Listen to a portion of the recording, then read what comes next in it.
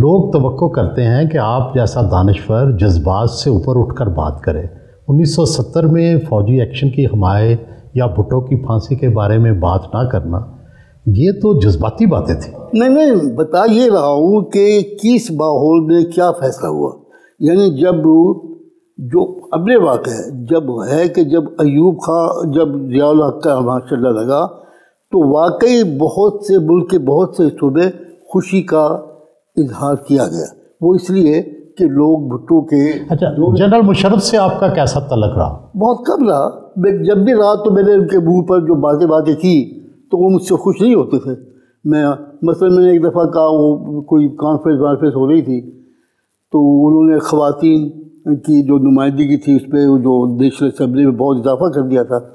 تو میں نے ان سے کہا، انہوں نے اپنی کانفرنس کی، میں نے کہا بات یہ کہ بظاہر تو ٹھیک لگتا ہے لیکن اس کے بعد خواتین کی جو تعداد جتنی بڑھ جائے گی اس کے بعد اسمبلیوں میں کچھ سنجیدہ کام تو نہیں ہوگا.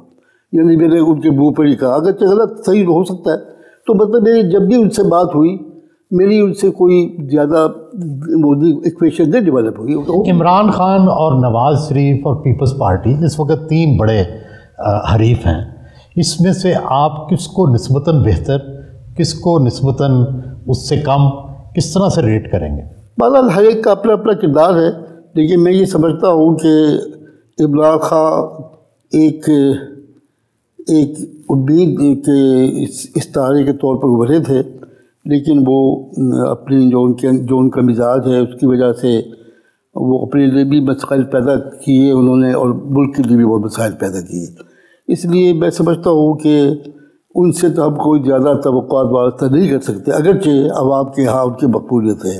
نواز شریف جو ہے ان کا اپنا ایک مزاج ہے. یہ لوگ بھی جب اقتدار میں ہوتے ہیں تو یہ بھی مشاورت پہ یقین نہیں رکھتے، اپنے فیصلے خود ہی کرتے ہیں. اس کی وجہ سے بہت سے مسائل میں گر جاتے ہیں اور بعض اوقات تو وہ مسائل بہت زیادہ سنگین ہو جاتے ہیں ملک کے لیے.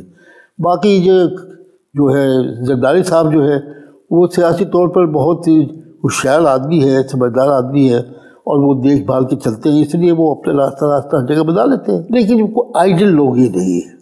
کوئی بھی آئیڈیل نہیں. آئیڈیل کون تھا؟ آئیڈیل تو کوئی اچھا پوری پاکستان کی تاریخ میں کوئی آئیڈیل رہا ہے؟ آئیڈیل اچھے لوگ بھی آئے، مطلب آئیڈیل تھے تو پاکستان کو انہوں نے چلایا نا، جن مشکل حالات میں چلایا. یہ آپ کا خیال ہے قائد اعظم اور لیاقت علی خان کے بعد کوئی نہیں آیا؟ نہیں آئے، جبھی تو چلے. یہ بات تو نہیں ہے لیکن اب کنٹریبیوٹ تو کیا نا. پھر بھی کوئی نام بتائے نا. نہیں، ہر ایک نے پارشلی دکھے نا. ایوب خان نے بھی کنٹریبیوٹ کیا کہ اس نے صنعتی ترقی تو کی نا، اس کو موقع ملا، 10 سال موقع ملا، باہر کی تمام طاقتوں نے ایک ساتھ تعاون کیا تو ملک کے اندر GDP بڑھی تو ہوا. لیکن جو اصل بات تھی کہ عوام کو ان کا حقوق دینا اور عوام کو فیصلوں میں شامل کرنا، ان کی مرضی سے حکومت چلانا، ان کو طاقت بنا، یہ کام تو لوگوں نے کب کیا. پاکستان کیا کرے کہ پاکستان ترقی کرنا شروع کر دے؟ پاکستان کا سیدھا راستہ جو ہے کہ جمہوریت اختیار کرے. عوام کو اصل بات تو یہ کہ عوام جو ہے ان کے اوپر انویسٹمنٹ کی جائے، ان کی تربیت ہو، ان کو اس قابل بنایا جائے کہ اپنے وہ معاملات خود چلائیں اور اچھے طریقے سے چلائیں. ہم عوام کو تو ترجیح دیتے ہی نہیں سرے سے، نہ عوام کی جو ان کی ضرورتیں ان کا کوئی خیال رکھتے ہیں، اپنا سوچتے ہیں، اپنا پیٹ بھرتے ہیں اپنے. تو مطلب عوام کو آپ بنیادی اہمیت دیں گے. اور پاکستان جن مقاصد کے لیے بنا تھا کہ بھی اسلامی اصول ہو یا انصاف ہو، مساوات ہو، حکومت ہو. آپ کی بہت عرصہ ہمدردی جماعت اسلامی کے ساتھ رہے. جماعت اسلامی کبھی انتخابات میں کامیابی بہت زیادہ نہیں حاصل کر سکی، کیا وجہ ہے؟ وجہ یہی ہے نا کہ وہ جو عوامی مسائل ہیں ان عوامی مسائل کو وہ اس زبان میں بیان ہی نہیں کرتے جس زبان میں وہ ان کو سمجھ سکے. یعنی گفتگو اچھی، منشور اچھا. دایاں بازو بھی ناکام ہو گیا.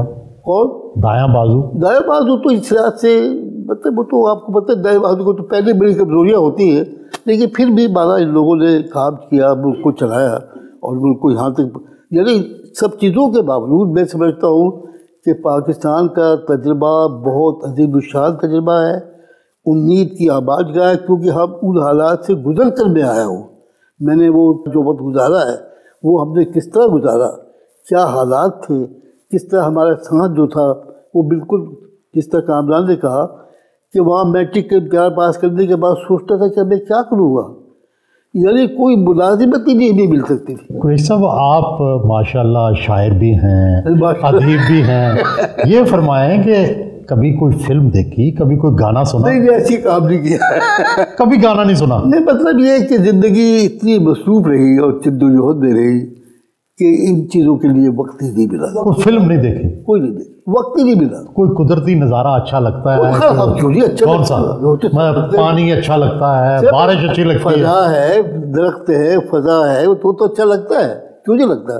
اس کے لیے تو میں جاتا بھی ہوں، بلی کبھی جاتا تھا کہ کوئٹہ جاتا تھا، وہ تو کرتا ہوں، لیکن یہ باقی چیز کہ 3 گھنٹے ایک ایسی فلم کو دیکھنا جو ساری مصنوعی ہے، میں سمجھتا تھا کہ وہ بڑا ظلم ہے اپنے اوپر، یہ میرا تصور تھا۔ کتابیں کس طرح کی پڑھتے ہیں؟ کتابیں تو بہتر یہ پڑھتا ہوں جو مجھے ویسے آتی ہے، اگرچہ میری جو ہے میری بینائی کی کمزوری کی وجہ سے میں کتابیں پڑھنا کب سے بینائی کی کمزوری ہے؟ میں تو پیدائشی ہے نا، آپ کی بینائی شروع سے کمزور ہے؟ اس کے باوجود اللہ تعالیٰ نے ہمیں کہاں تک پہنچا دیا، میں تو اس کا شکر ادا کرتے تھے۔ تو اس کا علاج ہے کوئی؟